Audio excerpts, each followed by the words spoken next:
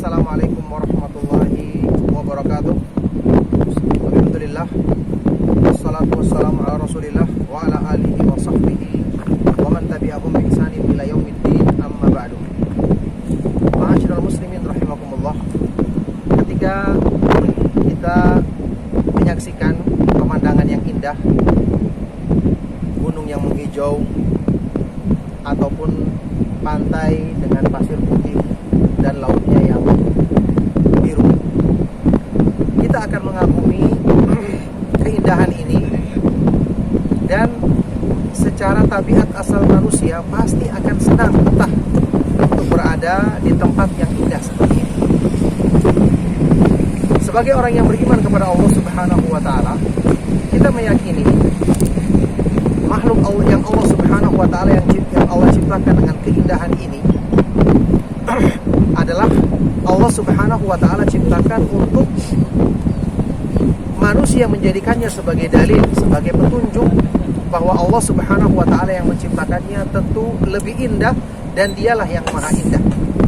Karena dia pencipta segala keindahan dan keteraturan, segala hal-hal yang menarik di muka bumi ini, maka Allah Subhanahu wa taala tentu lebih indah dan dialah yang maha indah. Di dalam sebuah hadis yang sahih yang diriwayatkan oleh Imam Muslim, Rasulullah sallallahu alaihi wasallam pernah bersabda, "Innallaha jamilun yuhibbul jamal." Sesungguhnya Allah Subhanahu wa taala adalah maha indah dan dia mencintai keindahan.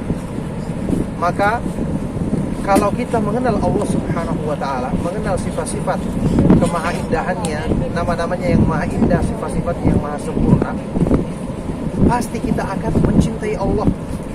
Pasti kita akan senang mendekatkan diri kepadanya. Pasti kita akan selalu berusaha untuk mengingatnya. Ya, karena konsekuensinya orang mencintai sesuatu, dia akan selalu mengingat sesuatu itu. Man ahabba syai'an aksara min dzikrihi. Barang siapa yang mencintai sesuatu, dia akan sering menyebutnya, akan sering mengingatnya. Kalau urusan dunia saja yang keindahannya tentu terbatas, kita selalu ingat, kita selalu betah dan senang menikmatinya atau menyaksikannya. Apalagi kalau kita mengenal Allah Subhanahu wa taala yang dia adalah maha indah. Oleh karena itulah, ini pentingnya kita berusaha untuk mengenal Allah.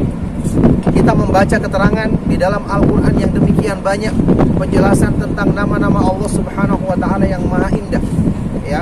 Wa huwal azizul hakim, dan dialah yang maha perkasa lagi maha sempurna hukum dan hikmahnya. Wa huwal ghafurur rahim, dan dialah yang maha pengampun lagi maha penyayang, ya.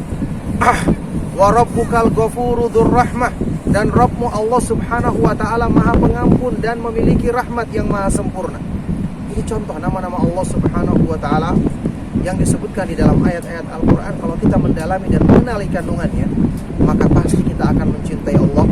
Kita akan semakin tunduk kepadanya, selalu berharap kepadanya, dan selalu takut kepadanya. Yang itu akan menguatkan iman kita, menjadikan kita selalu semangat mendekatkan diri kepadanya, dan menjadikan kita menjauhi dan selalu menghindari perbuatan yang dimurkainya.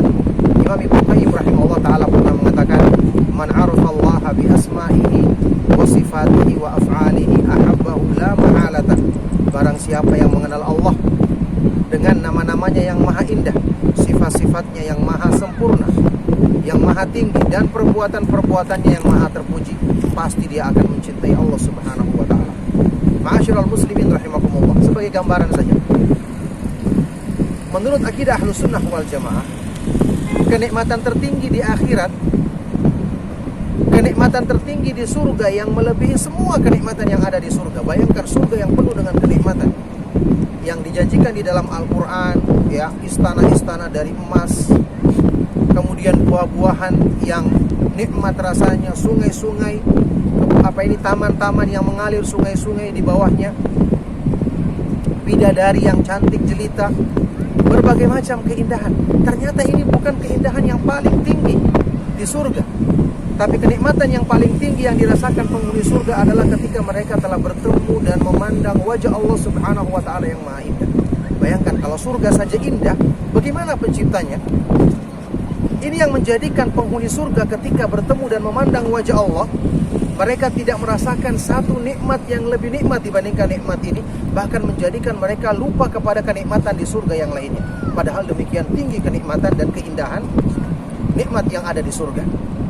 Di dalam hadis yang sahih yang diriwayatkan oleh Imam Muslim di dalam sahihnya dari sahabat yang mulia Suhaib ibnu Sinan Ar-Rumi Abu Yahya radhiyallahu taala anhu, dia berkata, sami'tu Rasulullah sallallahu alaihi wasallam yaqul, aku pernah mendengar Rasulullah sallallahu alaihi wasallam bersabda, idza dakhala ahlul jannatil jannata, ketika penghuni surga telah masuk ke dalam surga.